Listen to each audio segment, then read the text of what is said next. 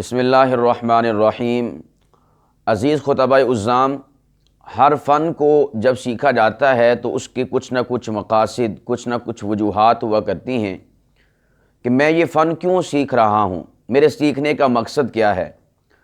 اسی طرح جب آپ خطابت کا فن سیکھ رہے ہیں تو آپ کے مقاصد کیا ہیں، آپ چاہتے کیا ہیں، آپ کی نیت کیا ہے، آپ کا ارادہ کیا ہے، کس مقصد کے لیے آپ خطابت کا فن سیکھ رہے ہیں۔ سب سے پہلے آپ اپنی نیت کو درست کیجئے۔ آپ اپنے دل سے پوچھئے کہ میں خطابت کرنے لگا ہوں، خطابت کا فن سیکھنے لگا ہوں، اے میرے دل تو بتا کہ کس مقصد کے لیے تو خطابت سیکھ رہا ہے،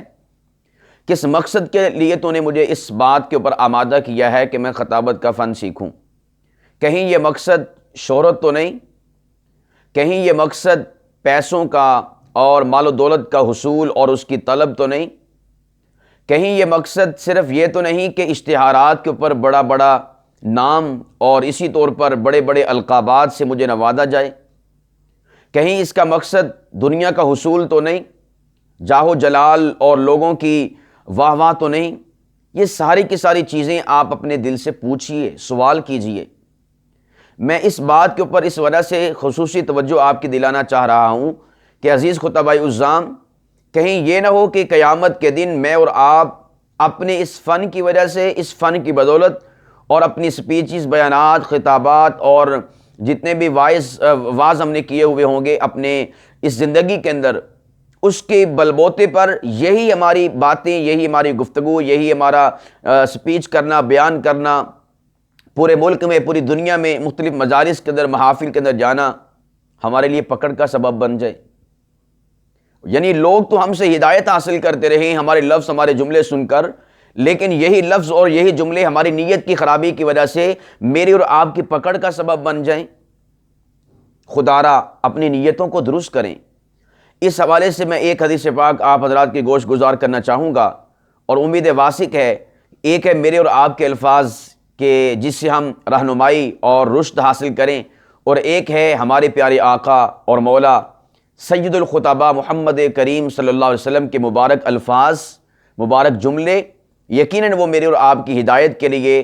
وہ سود مند ثابت ہوں گے۔ یہ سنن ابو داود کی روایت ہے، کتاب الادب میں، باب ما جاء فی التشدق فی الکلام، حدیث نمبر 5006۔ حضرت ابو ہریرہ رضی اللہ تعالیٰ عنہ سے روایت ہے کہ رسول اللہ صلی اللہ علیہ وسلم نے ارشاد فرمایا، من تعلم صرف الکلام لیسبی بہ قلوب الرجال، کہ جس نے گفتگو کا فن اس لیے سیکھا کہ وہ اس کے ذریعے سے لوگوں کے دلوں کو موہ لے، لوگوں کی توجہ کو حاصل کرے، لوگوں کی واہ واہ کو حاصل کرے، تو اللہ کے نبی نے فرمایا لم یقبل اللہ منہ یوم القیامت صرفا ولا عدلا، تو اللہ تعالیٰ قیامت کے دن ایسے شخص کا نہ کوئی نفل قبول فرمائیں گے اور نہ ہی اس کا کوئی فرض قبول فرمائیں گے۔ عزیز خطبۂ عزام، اس حدیث پاک کے ایک ایک لفظ کو ذرا اپنے دل کے اوپر بوجھ ڈال کر دل کے اوپر دستک دیجئے گا ان لفظوں کے ذریعے سے، اور اللہ کے نبی علیہ السلام کے اس فرمان اور اس وعید شدید پر اپنے آپ کو، اپنے نفس کو، اپنے دل کو پیش کیجئے گا، اور اپنے دل سے، اپنے نفس سے، اپنے من سے پوچھئے گا کہ کیا تو اس لیے تو نہیں خطابت کا فن سیکھ رہا کہ تاکہ تو اپنی لفظوں کی طاقت سے لوگوں کے دلوں کو موہ لے؟ کیا اپنی سر سے، اپنی ترنم سے، اپنے جوش سے، اپنے ولولے سے، اپنی آواز کے زیر و بم سے، اپنی آواز کی لطافت سے، ملاحت سے لوگوں کے دلوں کو موہ لے؟ اندازہ کیجئے کتنی سخت وعید ہے۔ من تعلم صرف الکلام لیسبی بہ قلوب الرجال، فرمایا جو شخص خطابت کا فن اس وجہ سے سیکھتا ہے تاکہ لوگوں کے دلوں کو موہ لے، یعنی اللہ کی رضا مقصود نہ ہو، اللہ رب العالمین کے اس لائے ہوئے بھیجے ہوئے دین کو دنیا کے اندر پہنچانا مقصود نہ ہو، ان ارید الا الاصلاح ما استطعت، لوگوں کی اصلاح مقصود نہ ہو، بلکہ اپنی جاہ و جلال مقصود ہو، اپنی طلب جاہ مقصود ہو، دنیا مقصود ہو، شہرت مقصود ہو، بڑے بڑے القابات مقصود ہوں، لوگوں کے درمیان ایک ناموری مقصود ہو، اللہ رب العالمین کے دین کو آگے پہنچانا مقصود نہ ہو، تو اللہ کے نبی نے کتنی سخت ترین وعید ارشاد فرمائی ہے، لم یقبل اللہ منہ یوم القیامت صرفا ولا عدلا، ایسے شخص کا نہ اللہ فرض قبول فرمائیں گے نہ نفل قبول فرمائیں گے۔ عزیز خطباء عزام، ہماری نمازیں کہاں جائیں گی اگر ہم اس نیت سے خطابت کا فن سیکھتے رہے اور خطابت کو کرتے رہے؟ ہمارے نوافل کہاں جائیں گے اگر ہم اس نیت سے خطابت کو سیکھتے رہے، خطابت کو آگے پھیلاتے رہے؟ اس لیے خدا را، یہ دنیا کی ناموری، جاہ و جلال، جاہ و حشم، یہ دنیا کی اشتہارات، یہ دنیا کی پبلکسٹی، یہ بڑے بڑے نام، بڑے بڑے القابات، رب لم یزل کی عزت کی قسم، سب کے سب یہیں پر دھرے رہ جائیں گے۔ میں اور آپ اللہ رب العالمین کی بارگاہ میں قیامت کے دن انہی سامعین، انہی لوگوں، انہی جلسے والوں کی موجودگی میں ذلیل اور رسوا کر کے جہنم کے حوالے کر دیے جائیں گے۔ اس لیے خدا را، آخرت کے طالب بن جاؤ۔ آخرت میں جو پروردگار ہمیں القابات سے نوازے گا، خدا کے لیے دنیا کے ان القابات کو چھوڑ کر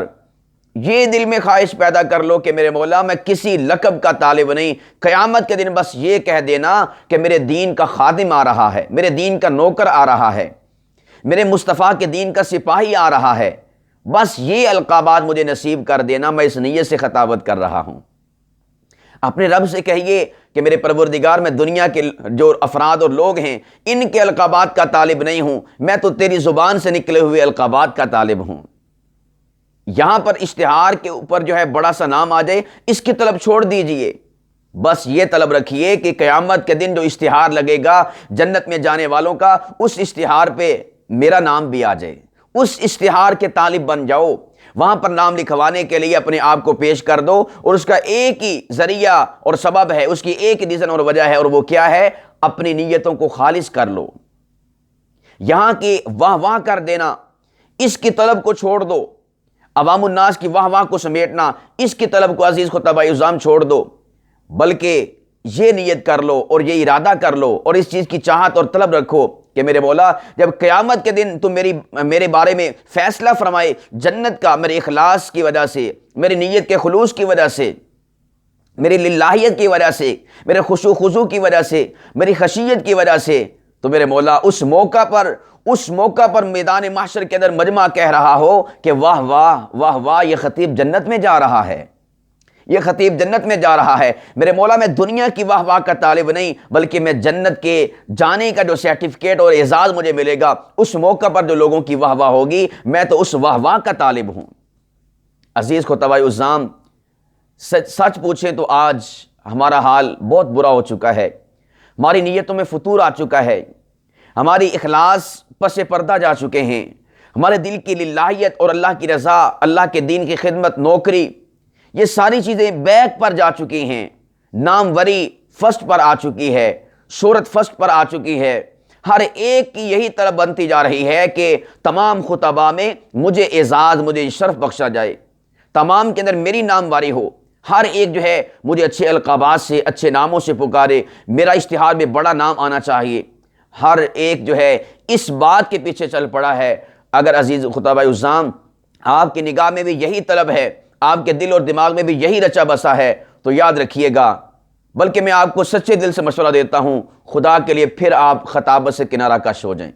کوئی کام دنیا کا کر لیں، کوئی دھندا دنیا کا کر لیں، نیک اور صالح، لیکن اس خطابت کے میدان میں قدم نہ رکھیں، اس لیے کہ یہاں پر تو آپ بڑے لوگوں کو نیک اعمال پر سیدھی راہ پر لے آئیں گے، لیکن قیامت کی جو سیدھی راہ جنت ہے وہ آپ کا مقدر نہیں بنے گی، اس لیے کہ آپ کا مقصود اللہ کے دین کو لوگوں تک پہنچانا نہیں تھا، بلکہ آپ کا مقصود تو کچھ اور تھا۔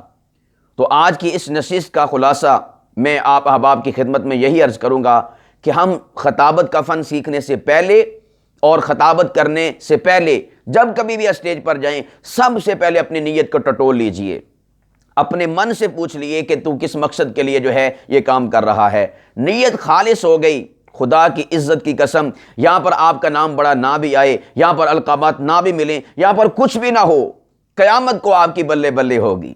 قیامت کو آپ کی بلے بلے ہوگی۔ اور میں اس موقع پر اللہ پاک کی ذات سے دعا اور التجا کرتا ہوں کہ میرے مولا ہمیں اپنی نیتوں کا خلوص نصیب فرما،